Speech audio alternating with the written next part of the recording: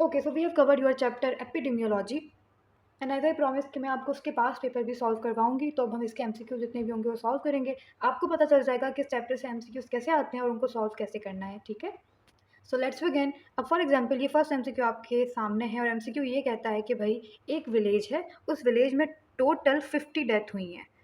अब उन 50 डेथ में से 45% जो डेथ हुई है वो हुई है एक्यूट गैस्ट्रोएंटेराइटिस की वजह से। अगर आप नोट करो, नीचे आपने टोटल डेथ लिख दी, ऊपर आपने ये लिख दिया कि उस डिजीज़ की वजह से कितनी डेथ हो रही है। अगर आपने एपिडेमियोलॉजिकल लेक्चर्स लिए हैं तो आपको पता है कि जब भी आप ये फाइंड करते हो कि टोटल डेथ में से किसी स्पेसिफिक डिजीज़ की वजह से कितनी डेथ हो रही है, तो वो आप क्या फाइंड कर रहे होते हो? आप फाइंड कर रहे होते हो प्रोपोर्शनल मोर्टेलिटी रेट। यहाँ पे भी यही है कि टोटल डेथ आपको गिवन है और साथ आपको गिवन है कि इस डिजीज़ की वजह से कितनी डेथ हुई है। तो आप क्या कर रहे हो? आप डेथ का रेशो ले रहे हो विथ डेथ। और मैंने आपको बताया था कि जब भी आप डेथ अपॉन डेथ ऐसे रेशो लेते हो तो वो आप क्या फाइंड कर रहे होते हो? प्रोपोर्शनल मोर्टेलिटी रेट फाइंड कर रहे होते हो। तो आई एम रिपीटिंग कि जब भी आप टोटल डेथ को देखोगे और ये फाइंड करोगे कि टोटल डेथ में से उस डिजीज़ की वजह से कितनी डेथ हुई, तो वो कहलाता है प्रोपोर्शनल मोर्टेलिटी रेट। और इस एग्जाम्पल में भी आपको टोटल डेथ गिवन थी और डिजीज़ की वजह से कितनी डेथ थी वो भी गिवन थी। अभी किसके एग्जाम्पल हो गया? Proportional mortality rate. होपिंग कि आपको ये समझ आ गया। अभी भी देख लेते हैं कि बाकी के ऑप्शन इसका आंसर क्यों नहीं हो सकते। आप नोट करो, यहाँ पर लिखा है इन्फेंट मोर्टेलिटी रेट। तो इन्फेंट मोर्टेलिटी रेट में तो ये हम फाइंड करते हैं कि इन्फेंट्स की कितनी डेथ हो रही है। ये आपके स्टेटमेंट से रिलेटेड ही नहीं है, तो ये तो हो ही नहीं सकता। बाकी के ऑप्शन देखो, cause specific mortality rate, disease specific mortality rate. इसमें आप क्या करोगे? हमेशा आप नीचे ना मिड ईयर पॉपुलेशन लिखोगे कि भाई टोटल पॉपुलेशन इतनी है और उनमें से डिजीज़ की वजह से इतने लोगों की डेथ हो गई। सिमिलरली यहाँ पर एक और लिखा हुआ है केस फर्टेलिटी रेट। उसमें आप नीचे लिखते हो कि आपके पास टोटल केसेस कितने हैं किसी डिजीज़ के और उन केसेस में से कितनों की डेथ हो रही है। लेकिन ये भी हमारे ऑप्शन में नहीं था, हमें केसेस टोटल एक्यूट गैस्ट्रोएंटेराइटिस के गिवन नहीं थे, हमको सिर्फ ये गिवन था कि उस विलेज में टोटल डेथ कितनी हो रही हैं। इसलिए हमारा आंसर था प्रोपोर्शनल मोर्टेलिटी रेट। ओके जी, नेक्स्ट एमसीक्यू आपसे ये कहता है कि आपके पास मलेरिया के टोटल 200 केसेस हैं जिनमें से 5 की डेथ हो गई। अगेन अभी मैंने आपको बताया कि जब भी आप नीचे लिखते हो टोटल केसेस कि उस डिजीज़ के प्रेजेंट केसेस कितने हैं और में से आप डिवाइड कर देते हो उनको जिनकी डेथ हो गई, तो आप उस केस का फैटेलिटी रेट फाइंड कर रहे होते हो। ये कहलाता है केस फैटेलिटी रेट कि टोटल नंबर ऑफ केसेस कितने हैं और में से डेथ कितनों की हो गई। वापस से रिवाइज करवाऊंगी, जब तक आप सबको याद नहीं होगा मैं नहीं छोड़ूंगी। नोट करो, नीचे आप लिखोगे टोटल केसेस कि उस डिजीज़ के टोटल केसेस कितने हैं, फिर ऊपर लिख दोगे उनकी जिनकी डेथ हो गई। फिर आप क्या करोगे? आप ये लिखोगे कि भाई एक स्पेसिफिक टाइम में टोटल डेथ कितनी हुई, लेकिन उस डिजीज़ की वजह से कितनी डेथ हो गई। फिर आप क्या लिख रहे हो? फिर आप लिख रहे हो मिड एयर पॉपुलेशन कि उस टोटल पॉपुलेशन कितनी है उस कंट्री की, फिर उस डिजीज़ की वजह से कितनी डेथ हो गई। अब भाई ये क्या है आपका? ये वाला जिसमें आप टोटल केसेस को लिखते हो, ये आपका है केस फैटेलिटी रेट। जिसके अंदर आप टोटल डेथ लिखते हो, ये क्या होगा आपका? Proportional mortality rate. जिसके अंदर आप पॉपुलेशन एट रिस्क लिखते हो यानी कि मिड ईयर पॉपुलेशन, तो वो आपका कहलाता है डिजीज स्पेसिफिक या फिर कॉज स्पेसिफिक रेट। तो ये रेशोज आपको अच्छे से आपके माइंड में बार बार पढ़ने से इजीली याद हो जाएंगे। ओके, नेक्स्ट एमसीक्यू करने से पहले आई वांट कि आप इसको एक बार वापस से रिवाइज कर लो, हम ऑलरेडी ये सब पढ़ चुके हैं। तो जब मैंने आपको प्रोपोर्शनल मोर्टेलिटी रेट पढ़ाया था तो मैंने ये बताया था कि आप हमेशा क्या करोगे भाई, वही बात कि डेथ अपॉन डेथ लिखते हो। तो नीचे आप लिख देते हो टोटल नंबर ऑफ डेथ और फिर किसी स्पेसिफिक रीजन की वजह से जो डेथ हो रही होती है उनको लिख दोगे। किसी डिजीज़ की डेथ हो रही है या फिर बिलो 5 ईयर्स जिनकी डेथ हो रही है, इस तरह आप कोई स्पेसिफिक डेथ लिखोगे और नीचे आप टोटल डेथ लिख दोगे। फिर आप ये फाइंड करोगे कि टोटल जितनी डेथ हुई उनमें से उस रीज़न की वजह से कितनी डेथ हुई।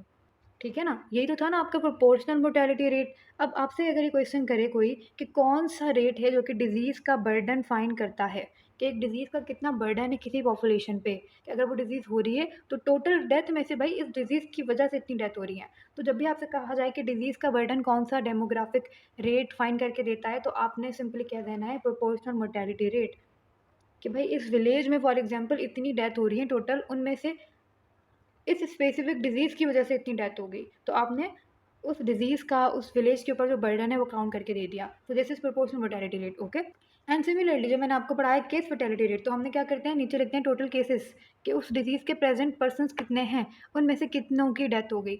ये आपको क्या बताता है केस फर्टेलिटी रेट? ये बताता है किलिंग पावर ऑफ डिजीज़ कि एक डिजीज़ के अंदर कितनी पावर है किल करने की, कि टोटल उसके इतने केसेस थे, फॉर एग्जाम्पल 500 थे और उनमें से 10 की डेथ हो गई।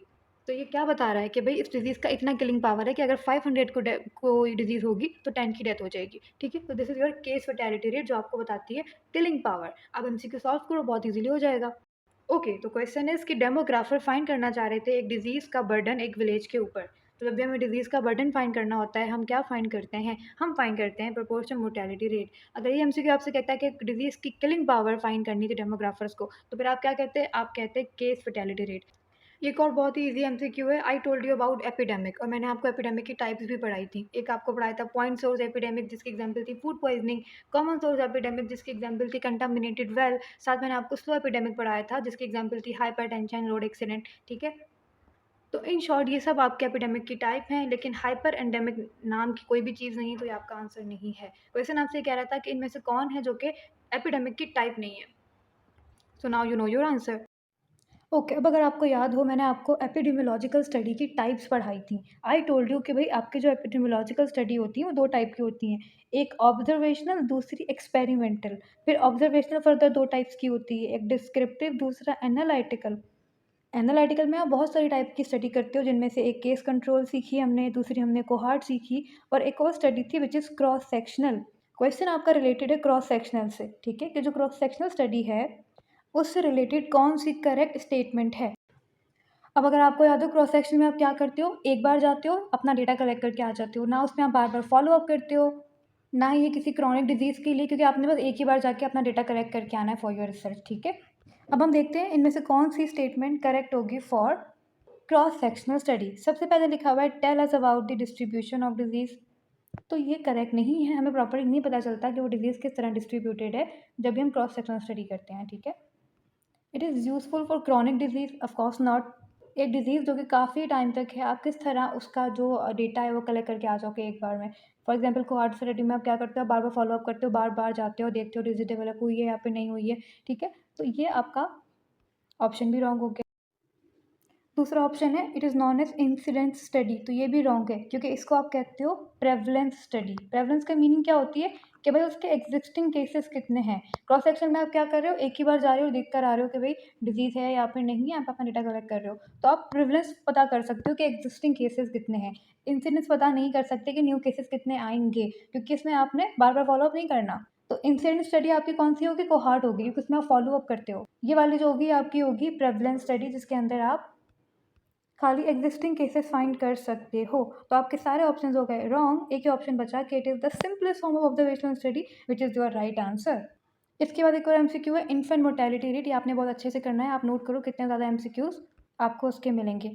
अब मैंने आपको बता दें कि इन्फेंट मोर्टेलिटी रेट कैसे फाइंड करते हो। नीचे आप लिखते हो total number of live birth, कि भाई फॉर एग्जाम्पल 1 ईयर में इतनी लाइव बर्थ हुई, उनमें से कितने पर्सन्स की डेथ हो गई जो कि 1 साल से छोटे थे, मीन्स इन्फेंट थे। तो जितने इन्फेंट की डेथ हो गई आप वो लिखते हो, आप पता कर लेते हो इन्फेंट मोर्टेलिटी रेट कि इतने बर्थ हो रही हैं, उनमें से डेथ कितनी हो रही है जो कि 1 साल से छोटे हैं। अब नोट करो आपका ऑप्शन कौन सा करेक्ट होगा? Ratio of death under 1 year, तो death under 1 year to the total number of live birth, तो to the total number of live birth, this is what you call infant mortality rate, ठीक है? तो ये आपका infant mortality rate और option A is correct. Okay, another MCQ ultimate aim of epidemiology. Epidemiology हम करते क्यों हैं? अब इस तरह के एमसीक्यूज मुझे बहुत कंफ्यूजिंग लगते हैं, क्योंकि इसमें सारे आंसर करेक्ट लग रहे होते हैं। लेट्स सी इसको सॉल्व करते हैं। अब देखें एपिडेमियोलॉजी का एम क्या है? तो उसका एम है कि उसने क्या करना है, जो कॉमन पीपल है उनकी हेल्थ और उनकी वेल बींग को प्रमोट करना है। इसलिए हम करते हैं एपिडेमियोलॉजी। हम क्या करते हैं? फाइंड करते हैं कि भाई किसी पॉपुलेशन में डिजीज़ हो रही है, तो वो क्यों हो रही है, उसके कॉजेज़ क्या हैं, ठीक है? तो हम फाइंड क्या क्या करते हैं? हम फाइंड करते हैं कि भाई डिजीज़ का कॉज क्या है, किस तरह वो किसी पॉपुलेशन में डिस्ट्रीब्यूटेड है, उस कंट्री का health status, health services, health programmes कैसे हैं, ये सब हम इसका गेस लगा लेते हैं बाय रिसर्च। लेकिन ये रिसर्च हम करते क्यों हैं? वो है एम। तो एम क्या है? एम है कि भाई आपने जो कॉमन पीपल हैं उनकी हेल्थ और वेल बींग को मेंटेन करना है। ये सब हमारे यू कैन से ऑब्जेक्टिव है और ये हमें फाइंड करने होते हैं।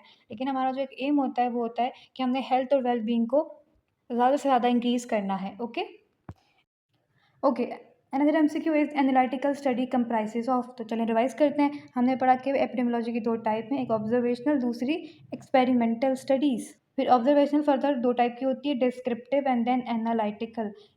क्वेश्चन आपसे कह रहा है कि एनालिटिकल जो स्टडी है वो फर्दर कितने टाइप्स की है? तो मैं आपको पढ़ा चुकी हूँ। एक आपके पास होती है केस कंट्रोल स्टडी, एक आपके पास होती है कोहार्ट स्टडी। ये मेन 2 टाइप्स हैं। इसके अलावा क्रॉस सेक्शनल स्टडी भी इसी टाइप में आएगी, ठीक है? तो ये है आपकी क्लासिफिकेशन। अब हम देख लेते हैं हमारे पास ऑप्शंस क्या क्या हैं। एक ऑप्शन आपसे कह रहा है case control study, okay case control study हैगा। कोहार्ट, ओके कोहार्ट भी हैगा। बट एक्सपेरिमेंटल स्टडी नहीं, एक्सपेरिमेंटल स्टडी एनालिटिकल स्टडी का पार्ट नहीं, वो अलग से एक क्लासिफिकेशन है। तो ये तो हो गया रॉन्ग, ठीक है। फिर आप नोट करो longitudinal studies and experimental studies. Experimental study again ये नहीं है आपका ऑप्शन। फिर case control study and cohort study, हाँ, तो case control study and cohort study ये दो मेन टाइप्स हैं आपकी एनालिटिकल स्टडी की, तो ये हो सकता है। दूसरा है आपके पास cross sectional and case control, तो क्रॉस सेक्शनल कंट्रोल भी आपके टाइप्स ही हैं, लेकिन मेन जो टाइप है वो ये दो हैं, केस कंट्रोल एंड कोहॉर्ट, इसलिए हमारा ऑप्शन जो होगा वो बी करेक्ट होगा। ओके, नेक्स्ट एमसीक्यू है कि भाई आपका कौन सा टाइप का बाइस आपको देखने को मिलता है केस कंट्रोल स्टडी में। अब अगर आप याद करो केस कंट्रोल स्टडी में आप क्या कर रहे थे, आप उनके पास गए थे जिनको डिजीज़ थी, और फिर आप ये देख रहे थे कि क्या वो रिस्क फैक्टर्स एक्सपोज हुए या फिर नहीं हुए, ठीक है। तो आप बैकवर्ड स्टडी कर रहे थे और आप उनसे जाके पूछते थे कि क्या रिस्क फैक्टर प्रेजेंट था या फिर नहीं था। तो आपने पास्ट में जाना था फॉर केस कंट्रोल स्टडी। अब किस टाइप का बाइस आपको इसमें देखने को मिलेगा, तो एक आपका होता है रिकॉल बाइस, जिसमें क्या होगा, जिनको आप ऑब्जर्व कर रहे होगे उनको याद करने में प्रॉब्लम होगी। फॉर एग्जाम्पल आप हाइपर टेंशन पर रिसर्च कर रहे थे और आपने देखना था कि रिस्क फैक्टर कि भाई वो सॉल्ट वाटर पीते थे या फिर नहीं पीते थे। तो आप जाके उनसे पूछोगे जिनको डिजीज़ है, जिनको हाइपर टेंशन है, कि क्या आपने कभी लाइफ में सॉल्ट वाटर पिया है। अब अगर उनकी मेमोरी अच्छी हुई तो वो आपको प्रॉपर्ली बता पाएंगे, अगर नहीं होगी तो वो नहीं बता पाएंगे। तो इस टाइप का जो बाइस होगा जिसमें उनको रिकॉल करने में प्रॉब्लम होगी, उससे आप रिकॉल बाइस बोलोगे, और ये आपको देखने को मिलेगा इन केस कंट्रोल स्टडी। अब अगर बाकी भी बाइस के टाइप्स को रिवाइज करवा दूँ, एक यहाँ पे लिखी हुई बर्ग्स एंड बाइस। हॉस्पिटल में जो आपके केस और कंट्रोल प्रेजेंट होते हैं, वहाँ पे जो बाइस होता है वो बर्ग्स एंड बाइस होता है। फिर होता है कंफाउंडिंग बाइस, उसमें क्या होता है, आपको दो फैक्टर्स की एसोसिएशन लग रही होती है, ऑल्दो ऐसा नहीं होता। इसकी एग्जांपल हमने क्या पढ़ी थी, इसकी एग्जांपल मैंने आपको पढ़ाई थी कि वो लोग जो कि हाई एल्टीट्यूड पे रहते हैं, सब समझते हैं कि उनको आयोडीन डेफिशिएंसी है, बट रीज़न ये होता है कि जो लोग हाई एल्टीट्यूड पे रहते हैं उनके जो सॉल्ट है उसमें आयोडीन नहीं है, इसी वजह से आयोडीन डेफिशिएंसी हो रही है। अब आयोडीन डेफिशिएंसी का हाई एल्टीट्यूड पे रहने का कोई रिलेशन नहीं है। तो इस टाइप का बाइस जिसमें आपको ऐसा लगे कि दो फैक्टर्स की एसोसिएशन है, ऑल्दो बीच में कुछ और रीज़न है, तो ये आपका कहलाता है कन्फाउंडिंग बाइस। फिर रिपोर्टिंग बाइस में क्या होगा, जो रिपोर्टर होगा, जो इंटरव्यूअर होगा, उसने कुछ एरर कर दिया जिसकी वजह से आपको रिपोर्टिंग बाइस देखने को मिलेगा। सिलेक्शन बाइस, आपने गलत सैंपल सेलेक्ट कर लिया, रिसर्च कर रहे थे डिमेंशिया पे, और पता है कि डिमेंशिया ओल्ड एजेड लोगों में कॉमन है, मगर आपने यंग पीपल ले लिया और उन पे आप रिसर्च करना स्टार्ट हो गए, तो यहाँ पे आपने अपनी सिलेक्शन ही गलत की है, तो आप इसको क्या बोलोगे, सिलेक्शन बाइस, ठीक है। या फिर फॉर एग्जांपल आपने वैक्सीनेशन को प्रूव करना चाह रहे थे, आपने बस हेल्दी पीपल को लेकर सिलेक्ट करके उन पर रिसर्च कर दी और कह दिया कि मेरी ड्रग परफेक्ट है, लेकिन आपने हर तरह के जो पीपल है उन पर रिसर्च नहीं की, तो यहाँ पे भी आपने गलत सिलेक्शन की है, इसे आप सिलेक्शन बाइस बोलोगे, ठीक है जी। तो ये सारी बाइस की टाइप्स मैंने आपको रिवाइज करवा दी। फिर आपका नेक्स्ट क्वेश्चन है कि जब भी आप केस कंट्रोल स्टडी करते हो तो उसका फर्स्ट स्टेप क्या होता है। अब अगर मैं चाहूँ तो मैं आपको डायरेक्टली बता दूँ कि identification of case and control, but I want कि हम रिवाइज करें, तो एक काम करते हैं, सारे जो स्टेप हमको रिवाइज करते हैं और फिर इस एमसीक्यू को सॉल्व करेंगे। ओके, तो ये है आपके स्टेप जब भी आप करते हो कोई भी केस कंट्रोल स्टडी। सबसे पहला ये होता है कि आप सैंपल साइज़ एस्टिमेट करते हो कि मैंने इतने सैंपल पे रिसर्च करनी है, ये मेरी पॉपुलेशन है और इसमें से इतने सैंपल पे मैं रिसर्च करूँगा, तो सैंपल साइज़ की एस्टिमेशन करते हो। फिर आप उनमें से केसेस सिलेक्ट करते हो और उनको कंट्रोल के साथ मैच करते हो। तो आपका सेकंड स्टेप होता है कि आपने केसेस और कंट्रोल को फाइंड करना है कि किनको डिजीज़ है, किनको नहीं है, ठीक है। फिर आप डेटा कलेक्ट करते हो उनसे रिलेटेड कि भाई कौन थे जिनके जो रिस्क फैक्टर्स एक्सपोज़ हुए, कौन नहीं हुए, और किसको डिजीज़ हो गई, किसको नहीं हो गई। बाद में आप अपना डेटा अप्लाई करते हो, उसमें आप ऑड्स रेशो फाइंड करते हो और बाकी के जितने भी स्टैटिस्टिक्स होते हैं वो अप्लाई करते हो, ठीक है। तो ये आपके स्टेप थे, वापस से रिवाइज़ कर लो। सबसे पहले सैंपल साइज़ लेना है, फिर केस और कंट्रोल को सिलेक्ट करना है, फिर आपने डेटा को कलेक्ट करना है और फिर आपने स्टैटिस्टिक्स अप्लाई करने हैं। तो ये आपका स्टेप है जिनको आपने याद रखना है। अब एमसीक्यू सॉल्व करते हैं। ओके, तो एमसीक्यू आपसे कह रहा है कि first step in conducting a case control study, पहला स्टेप क्या था। अब अकॉर्डिंग टू आवर नोट्स तो पहला स्टेप था सैंपल का जो साइज है वो एस्टिमेट करना। अब वो तो ऑप्शन में नहीं है, तो ये हम नहीं लिख सकते। सेकंड आपका स्टेप क्या था, आइडेंटिफाई करना केस एंड कंट्रोल को, तो ये रहा आपका answer, identification of case and control. फिर आप क्या करते हो, कंट्रोल क्या, बेसिकली मैचिंग करते हो, तो उसके बाद सेकंड स्टेप होगा वो होगा मैचिंग, कि केस को सिलेक्ट करके उसको कंट्रोल से मैच करना, ठीक है। उसके बाद मेजरमेंट ऑफ एक्सपोजर, वही बात के डेटा को कलेक्ट करना कि कौन था जिसको जो के रिस्पेक्टर से एक्सपोज हुआ था या फिर नहीं हुआ था, तो ये आपका होगा थर्ड स्टेप, ठीक है। और ये फिर identification of case and control, ये आपका यही सेकंड स्टेप है, ठीक है जी। तो आपका जो आंसर होगा वो होगा option number E, which is identification of case and control. Okay जी, नेक्स्ट एमसीक्यू आपसे कह रहा है कि आप इंसिडेंट्स जब फाइंड करते हो या इंसिडेंट रेट फाइंड करते हो, तो फिर इनमें से कौन सी स्टेटमेंट करेक्ट होगी। पहली स्टेटमेंट यहाँ पे लिखी हुई है कि it is reserve for new cases, तो हाँ ये स्टेटमेंट बिल्कुल करेक्ट है, क्योंकि इंसिडेंट्स का मीनिंग यही होता है कि न्यू केसेस कितने आ रहे हैं, ठीक है। तो ये आपका करेक्ट है। बाकी ऑप्शन भी देख लेते हैं। बाकी ऑप्शन आपसे कह रहा है it can be estimated by cross sectional study, तो ये रॉन्ग है। क्यों, क्योंकि क्रॉस सेक्शनल स्टडी आपको प्रेवलेंस फाइंड करके देती है, इंसिडेंट फाइंड करके नहीं देती। नेक्स्ट है it can help in estimating total population, तो नहीं, ऐसा कुछ भी नहीं है, ये आपको कोई टोटल पॉपुलेशन का एस्टिमेशन नहीं देती। वो कौन देती है, वो आपको क्रूड बर्थ रेट या बाकी के जो इंडिकेटर्स होते हैं वो देते हैं, ठीक है। अच्छा, इसके बाद है कि denominator is total mid-year population, तो ये भी रॉन्ग है। इंसिडेंस जब आप फाइंड करते हो, फॉर एग्जांपल आपको मैंने सिखाया था अटैक रेट फाइंड करना, साथ मैंने आपको सिखाया था सेकेंडरी अटैक रेट फाइंड करना। तो उसमें आपने नीचे क्या लिखा था? नीचे आपने लिखा था पॉपुलेशन एट रिस्क, वो पॉपुलेशन जो कि रिस्क पर है। सारी पॉपुलेशन आपने नहीं लिखी थी और फिर लिख दिया था किसको डिज़ीज़ हो गई, तो वो बता देगा कि भई ये इंसिडेंस रेट है या फिर वो अटैक रेट है, ठीक है। ये सब मैंने आपको फाइंड करना सिखाया था। तो जी, यहाँ पर इसका जो डिनोमिनेटर होता है वो मिड ईयर पॉपुलेशन नहीं होता, बल्कि वो पॉपुलेशन जो रिस्क पर है बस आप उनको मेंशन करते हो। तो ये भी आपका जो ऑप्शन है वो रॉन्ग हो जाएगा और फिर आप क्या करोगे, आपका पहला जो ऑप्शन है वो इसी को करेक्ट करोगे, that it is reserve for the new cases. ये एमसीक्यू बहुत बार रिपीट हुआ है कि simplest form of observational study कौन सी है, तो आपने बताना है क्रॉस सेक्शनल स्टडी। और एक और पॉइंट जो मैं आपको बताना भूल गई हूँ कि कोहॉर्ट स्टडी का ही दूसरा नेम होता है लॉन्गिट्यूडनल स्टडी, तो ये पॉइंट आपने याद रखना है। अक्सर आपको कोहॉर्ट ऑप्शन में नहीं मिलेगा, लॉन्गिट्यूडनल मिलेगा और उसका आंसर भी लॉन्गिट्यूडनल होगा, तो इसलिए आपने इसको अपने माइंड में रखना है। ये एमसीक्यू वापस देख लें कि एपिडेमियोलॉजी का अल्टीमेट एम क्या है, तो हेल्थ और well being of the society उसको मेंटेन करना। अलग अलग तरह से आपको एक ही ऑप्शन मिल जाएगा, आपको पता होना चाहिए आपका गोल क्या है, ठीक है। तो भाई एपिडेमियोलॉजी का एम है कि आपने हेल्थ और वेल बीइंग को मेंटेन रखना है। एक और आपके पास ऑप्शन है कि इनमें से कौन है जो कि common source single exposure epidemic की टाइप है। यहीं पे अगर मैं आपको एपिडेमिक की टाइप रिवाइज करवा दूँ, तो मैंने आपको पढ़ाया था about the common source epidemic कि कॉमन सोर्स एपिडेमिक दो टाइप का होता है, एक पॉइंट सोर्स, दूसरा कंटिन्यूस सोर्स। पॉइंट सोर्स की एग्जाम्पल होती है फूड पॉइजनिंग, कंटिन्यूस सोर्स की एग्जाम्पल होती है कंटामिनेटेड वेल। साथ मैंने आपको और टाइप भी पढ़ाई थी, प्रोपोगेटेड पढ़ाई थी, साथ मैंने आपको स्लो मॉडर्न पढ़ाई थी, ठीक है। तो ये सारी टाइप एपिडेमिक की मैं आपको पढ़ा चुकी हूँ। कमिंग टू एमसीक्यू, एमसीक्यू आपसे ये कह रहा है कि इनमें से कौन है जो कि टाइप है common source but single exposure, या फिर मैं बोलूँ पॉइंट एक्सपोजर की टाइप है, तो वो आंसर होगा फूड पॉइजनिंग। फूड पॉइजनिंग आपका आंसर होगा कि इसमें एक ही बार एक्सपोजर हो जाता है। फॉर एग्जांपल कोई बैक्टीरिया वो एक ही बार आके उस फूड में ऐड हो जाएगा, कोई भी कंटामिनेटेड पार्टिकल अगर उस फूड में ऐड हो जाएगा तो फिर क्या होगा, अब एक ही बार एक्सपोजर हुआ है लेकिन डिजीज सबको हो जाएगी, ठीक है। तो और एक ही सोर्स है आपकी, तो आप क्या बोलोगे, common source and single exposure. एक ही सोर्स है और उससे एक्सपोजर भी एक ही बार हुआ है, और उसकी एग्जाम्पल क्या है, तो आपकी एग्जाम्पल है इसकी food poisoning, very famous. Okay, again very easy MCQ, which one of the following is the least concern with the indicator of health.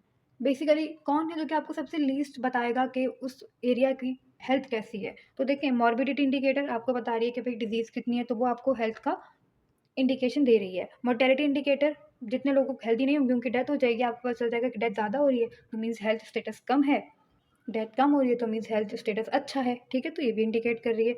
Nutrition status, again ये भी आपको बता देगी कि सम वर्ड आपको आइडिया दे देगी अबाउट हेल्थ। ट्रीटमेंट का कोई रिलेशन नहीं है क्योंकि ट्रीटमेंट आपको नहीं बता पाएगी, और एक हेल्थ इंडिकेटर से कंसर्न नहीं है कोई भी ट्रीटमेंट, ठीक है। तो यहाँ पे आपका ऑप्शन होगा ट्रीटमेंट। वंस अगेन मैं आपको पढ़ा चुकी हूँ एपिडेमिक की टाइप। तो एपिडेमिक की टाइप कौन कौन सी होती है, पॉइंट सोर्स होती है, कॉमन सोर्स होती है, स्लो एपिडेमिक भी एक टाइप होती है, लेकिन हाइपर एपिडेमिक ऐसी कोई टाइप हमने नहीं पढ़ी, तो ये आपका आंसर है। ऑल्सो अगर आप किसी डिजीज़ को उसकी फ्रीक्वेंसी को एक लिमिट में रखते हो तो आप उसे कंट्रोल बोलते हो। Keeping the frequency of disease within acceptable limit is best described as control, ठीक है। तो वो कंट्रोल कहलाए, मीन्स जिनको डिजीज़ नहीं है।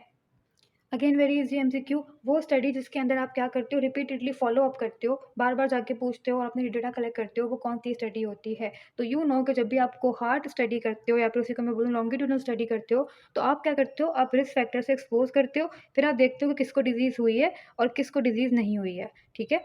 तो आप क्या करोगे, बार बार जाकर चेक करोगे भाई किसको डिजीज़ हो रही है किसको नहीं हो रही, तो आप फॉलो अप करोगे। क्वेश्चन आपसे ये कह रहा है कि वो कौन सी स्टडी है जिसके अंदर आप अपनी ऑब्जर्वेशन करते हो repeatedly, bar bar with time जाते हो, सेम पॉपुलेशन पे रिसर्च कर रहे होते हो, बार बार फॉलो अप करते हो, तो वो कौन सी स्टडी होगी। So your answer is longitudinal study, या इसी को आप कोहॉर्ट स्टडी भी कह सकते हो, ठीक है जी। वंस अगेन जो इंसिडेंस रेट होता है वो आपको क्या फाइंड करके देता है, वो आपको फाइंड करके देता है न्यू केसेस, ठीक है, कि कितने न्यू केसेस हैं। जब आप एग्जिस्टिंग केस की बात करोगे तो आप प्रेवलेंस की बात कर रहे हो कि उसके न्यू प्लस ओल्ड केसेस कितने हैं, तो वो प्रेवलेंस है। तो new plus old is prevalence, but only new is incidence, ठीक है। तो जब आप न्यू केसेस की बात करोगे आप उसको इंसिडेंस कहोगे, तो इंसिडेंट रेट आपको क्या फाइंड करके देगा, न्यू केसेस फाइंड करके देगा। ओके, नेक्स्ट एमसीक्यू है आपसे कि सबसे सिंपलेस्ट मोर्टेलिटी रेट कौन सा है। सबसे पहले जो पढ़ा होता है वही सिंपलेस्ट होता है। सबसे पहले कौन सा मोर्टेलिटी रेट मैंने आपको पढ़ाया था, I told you about crude death rate, तो सबसे सिंपलेस्ट वही है। एक आपको क्रूड एक आइडिया दे देगा कि भाई इतने लोगों की डेथ हो रही है, तो सबसे सिंपल सबसे crude is your crude death rate. एक न्यूमेरिकल वैल्यू आपके सामने, आपको कहा है कि एक विलेज है जिसके अंदर टोटल कितने लोग हैं, 1800 पीपल हैं। तो एक विलेज जिसमें 1800 पीपल हैं, 20 की डेथ हो गई उनमें से, तो आपके पास नीचे टोटल पॉपुलेशन है, ऊपर आपको ये बताया है कि भाई कितनों की डेथ हो गई। ये क्या है, this is your crude death rate, जिसमें आप ये बताते हो कि एक पॉपुलेशन है जिसके अंदर इतनी पॉपुलेशन है, विद टाइम कितनी डेथ हो गई, तो ये क्रूड डेथ रेट होगा। ठीक है, सिर्फ इसी फॉर्मूला में अगर मैं चेंज करके यहाँ पर ये लिख देती कि किसी डिजीज़ की वजह से कितनी डेथ हो रही है, अगर मैं फॉर एग्जांपल कहती 20 डिजीज़ हो रही है इस डिजीज़ की वजह से, तो ये मेरा फॉर्मूला बन जाता डिजीज़ स्पेसिफिक या फिर कॉज स्पेसिफिक मोर्टेलिटी रेट का। ठीक है, कि इस डिजीज़ की वजह से कितनी मोर्टेलिटी हो रही है। बट अब अगर मुझे 20 के साथ कुछ भी इन्फॉर्मेशन नहीं है कि डेथ क्यों हुई, मुझे डेथ का रीज़न नहीं पता, तो इसको मैं बोलूँगी क्रूड डेथ रेट। और भी इंटरेस्टिंग एमसीक्यूज आपके सामने है। एक एमसीक्यू आपसे कह रहा है कि कोलरा का आउटब्रेक आया, एक पॉपुलेशन है वहाँ पे कोलरा की डिजीज़ बहुत ज़्यादा स्प्रेड हो गई क्योंकि वहाँ के लोग कंटामिनेटेड वाटर पीते रहे। कौन सा टाइप का एपिडेमिक है? तो एज आई टोल्ड यू कि आपके एपिडेमिक की भाई कितनी टाइप्स थी, एक थी कॉमन सोर्स में से भी एक थी सिंगल एक्सपोजर, दूसरी थी कॉन्टीन्यूस एक्सपोजर। तो सिंगल एक्सपोजर की टाइप क्या थी कि भाई फूड पॉइजनिंग, एक बार एक्सपोजर होगा उस फूड को खाओगे फूड पॉइजनिंग हो जाएगी। कंटिन्यूस एक्सपोजर में क्या था, बार बार आप वही कंटामिनेटेड जो सब्सटेंस है उसको आप या फिर उससे आप एक्सपोज हो गए। इसकी एग्जाम्पल थी कंटामिनेटेड वेल, कोई वेल है उसका पानी खराब है, या फॉर एग्जाम्पल उस पानी को पीने की वजह से कोलरा हो रहा है। अब विलेजर्स आएंगे पीते रहेंगे, फिर वापस आएंगे पीते रहेंगे पीते रहेंगे पीते रहेंगे, तो इससे क्या हो रहा है, कॉन्टीन्यूस एक्सपोजर हो रहा है जिसके बाद डिजीज़ होगी। तो जब भी आप कंटामिनेटेड वेल कहीं अपने माइंड में सुनोगे तो आपने कहना है common source plus continuous exposure, ये आपकी वो वाला टाइप का एपिडेमिक है। इससे पहले हमने फूड पॉइजनिंग किया कि भाई कॉमन सोर्स सिंगल एक्सपोजर, तो वो फूड पॉइजनिंग इसके एग्जाम्पल होगा। तो यहाँ पर ऑप्शन में बस आपको कॉमन सोर्स एपिडेमिक गिवन है। अगर फॉर एग्जाम्पल आपके सामने एक और ऑप्शन होता common source continuous exposure epidemic, तो आपने उसको टिक करना था। ठीक है, फिर एक और एमसीक्यू आपसे कह रहा है कि इनमें से कौन सा आपको इंपॉर्टेंट यूज़ लग रहा है प्रिवलेंस रेट का। प्रिवलेंस क्या है, वो आपको बताती है कि एग्जिस्टिंग केसेस किसी डिजीज़ के कितने हैं। तो वो आपको बता रही है कि भाई एक आपका जो हेल्थ प्रॉब्लम है, कोई भी डिजीज़ है, उसका मैग्नीट्यूड कितना है। तो इसलिए इसका आंसर होगा प्रिवलेंस रेट। क्या प्रिवलेंस आपको कोई कॉज फाइंड करके देती है डिजीज़ का? नहीं देती। क्या प्रिवलेंस आपको बताती है टोटल पॉपुलेशन कितनी है? नहीं बताती। एक इकोनॉमिक बर्डन डिजीज़ का कितना है, वो कौन बताता है? वो तो आपको बताता है proportional mortality rate burden disease का। तो प्रेवलेंस बस आपको ये बताती है कि वो जो हेल्थ प्रॉब्लम है उसका मैग्नीट्यूड कितना है, एक डिजीज़ एक पॉपुलेशन में कितनी स्प्रेड हुई हुई है, क्योंकि वो बता रही है न्यू प्लस ओल्ड केसेस, कि न्यू कितने आ रहे हैं, ओल्ड कितने थे। इसलिए इसका आंसर होगा मैग्नीट्यूड ऑफ हेल्थ प्रॉब्लम। एक और एमसीक्यू आपसे कह रहा है कि रिगार्डिंग इंसिडेंस रेट कौन सी स्टेटमेंट बिल्कुल करेक्ट होगी। तो ये भी आई गेस हम कर चुके हैं कि इंसिडेंस रेट आपको न्यू केसेस फाइंड करके देता है। क्या आप उसको क्रॉस सेक्शनल स्टडी से कैलकुलेट कर सकते हो? नहीं कर सकते। उसके लिए आपको कोहॉर्ट स्टडी करनी होगी। क्या ये आपको टोटल पॉपुलेशन एस्टिमेट करवाती है? नहीं करवाती। क्या डिनोमिनेटर में एडेड पॉपुलेशन लिखते हो? नहीं लिखते। डिनोमिनेटर में आप लिखते हो population at risk. Another very easy MCQ कि जब भी आप केस फर्टेलिटी रेट फाइंड करते हो, डिनोमिनेटर क्या होता है? तो डिनोमिनेटर आपके टोटल केसेस होते हैं, ऊपर उनमें से जिनकी डेथ हो गई वो लिखते हो। तो टोटल अफेक्टेड पॉपुलेशन या फिर टोटल केसेस, ये होगा आपका आंसर। एक और एमसीक्यू ये कह रहा है कि भाई आपकी जो एपिडेमियोलॉजी है, वो आपको इनमें से कौन सा एस्पेक्ट है जिसकी इन्फॉर्मेशन आपको एपिडेमियोलॉजी नहीं देती। आप क्या नहीं पढ़ते हो एपिडेमियोलॉजी में? तो आप अगर एपिडेमियोलॉजी की डेफिनेशन रिवाइज करो तो एपिडेमियोलॉजी की डेफिनेशन क्या थी? It is the study of distribution and determinant of disease and application of this study to prevent and control the disease. ठीक है, तो आपका जो डिस्ट्रीब्यूशन, डिजीज़ की फ्रीक्वेंसी, डिटर्मिनेशन, ये सब आपको बता देती है एपिडेमियोलॉजी। लेकिन एक डिजीज़ का इम्पैक्ट कैसा है वो आपको नहीं बताती, उसकी इतनी अच्छी इन्फॉर्मेशन नहीं देती epidemiology. Once again memory wise या फिर रिकॉल वाइज आपको किसमें देखने को मिलता है, केस कंट्रोल स्टडी में देखने को मिलता है। रिवाइज नहीं करवाऊंगी, आपको पता है क्यों, क्योंकि इसमें जो आप ऑब्जर्वर होता है वो अपनी मेमोरी की वजह से रिकॉल नहीं कर पा रहा होता कि उसको इस फैक्टर से एक्सपोज हुआ था या फिर नहीं हुआ था। कोई भी एक्सपेरिमेंटल स्टडी अगर आप स्टार्ट कर रहे हो, for example randomise control trial, ठीक है, तो उसमें आपका सबसे जो फर्स्ट स्टेप होगा वो क्या होगा? क्वेश्चन आपसे कह रहा है कि researcher want to conduct a randomise control trial, वो एक्सपेरिमेंटल स्टडी करना चाह रहा है, तो आपका सबसे पहला स्टेप क्या होगा? तो जी मैं आपको पहले रिवाइज करवा देती हूँ। अब अगर आपको याद हो कि कोई भी एक्सपेरिमेंटल स्टडी आप स्टार्ट करते हो तो सबसे पहला स्टेप मैंने आपको पढ़ाया था drawing up of a protocol. एक प्रोटोकॉल आप देते हो कि भाई एक्सपेरिमेंट में करने वाला हूँ, इतने लोगों को मैं लूँगा, इससे ये रिस्क फैक्टर हैं और ये डिजीज़ है, इनका मैं एसोसिएशन चेक करना चाह रहा हूँ। ठीक है, तो सबसे पहला स्टेप आपका क्या होगा? Drawing up of a protocol. उसके बाद फिर आप क्या करोगे? फिर आप अपना स्टडी ग्रुप सेलेक्ट करोगे, कंपैरिजन ग्रुप सेलेक्ट करोगे, कौन कितना एक्सपोज हो रहा है वो डेटा ऑब्टेन करोगे, बार बार फॉलो अप करोगे और फिर लास्ट में आप अपना जो डेटा होता है वो एनालाइज कर लेते हो। तो these are your steps. Okay, next MCQ is कि इनमें से कौन है जिनसे आप पॉइंट प्रिवलेंस फाइंड कर लोगे। अगर आपको याद हो मैंने आपको प्रिवलेंस की टाइप्स पढ़ाई थी, एक थी पॉइंट प्रिवलेंस और दूसरी थी पीरियड प्रिवलेंस। जब भी मैं एक पॉइंट पे रुक के किसी डिजीज़ के पेशेंट को काउंट करती हूँ, फॉर एग्जांपल भाई कि 1 अगस्त को कितने पेशेंट थे किसी डिजीज़ के, तो मैं क्या कर रही हूँ? पॉइंट प्रिवलेंस फाइंड कर रही हूँ। एक जगह पे रुक के एक ही बार जाके एक ही बार डेटा कलेक्ट कर रही हूँ, तो ये पॉइंट प्रिवलेंस होगा। पीरियड प्रिवलेंस में क्या होता है, आप क्या करते हो? फॉर एग्जांपल 1 अगस्त से लेके दिसंबर तक कितने केसेस देखे मैंने उस डिज़ीज़ के, तो एक स्पेसिफिक टाइम पीरियड मुझको मिला जिसमें मैंने देखा कि उसकी प्रेवलेंस कितनी थी, उस डिज़ीज़ के न्यू प्लस ओल्ड केसेस कितने थे, ठीक है? तो ये होता है पॉइंट और पीरियड प्रेवलेंस। एक जगह रुक के एक पॉइंट पे रुक के करोगे अगर फाइंड तो वो पॉइंट प्रेवलेंस होगा, एक पूरे स्पेसिफिक टाइम पीरियड को नोट करोगे तो वो पीरियड प्रेवलेंस होगा। क्वेश्चन आपसे कह रहा है कि इनमें से कौन है जिससे आप पॉइंट प्रेवलेंस फाइंड कर सकते हो? तो ये आपका आंसर होगा इसमें क्रॉस सेक्शनल स्टडी, क्योंकि क्रॉस सेक्शनल स्टडी में आप क्या करते हो, एक ही बार जाकर डेटा कलेक्ट करते हो, उससे आप अपनी पॉइंट प्रेवलेंस इजीली फाइंड कर सकते हो। ऑल्सो अगर आपको इंसिडेंस फाइंड करना है, न्यू केसेस फाइंड करने हैं, तो उसके लिए आपको क्वाड स्टडी करनी होगी या फिर लॉन्गिट्यूडनल स्टडी करनी होगी। तो now you know your answer कि क्रॉस सेक्शनल स्टडी में आप क्या फाइंड करते हो, एक पॉइंट पे रुक गए कि भाई अभी इस वक्त कितने केसेस हैं एग्जिस्टिंग किसी भी डिजीज के, वो पॉइंट प्रेवलेंस है और ये मैं फाइंड कर लूँ कि बाय क्रॉस सेक्शनल स्टडी, ठीक है जी। नेक्स्ट ऑप्शन आपसे कह रहा है कि इनमें से कौन है जो कि किसी भी हेल्थ का या फिर डिजीज़ का मैग्नीट्यूड कि वो कितनी है वो फाइंड करके आपको दे देगी किसी कम्युनिटी में। तो उसका क्या होगा, प्रेवलेंस रेट। प्रेवलेंस रेट आपको बता देती है कि उसके न्यू प्लस ओल्ड केसेस कितने हैं। तो ये सबसे बेस्ट ऑप्शन होगा किसी भी डिजीज़ का मैग्नीट्यूड फाइंड करने के लिए, ठीक है? तो प्रेवलेंस रेट इसका आंसर होगा। फिर आपका favourite MCQ third time repeat हो रहा है कि सिंपलेस्ट मेजर एपिडेमियोलॉजिकल स्टडी का कौन सा है, तो वो है क्रॉस सेक्शनल स्टडी।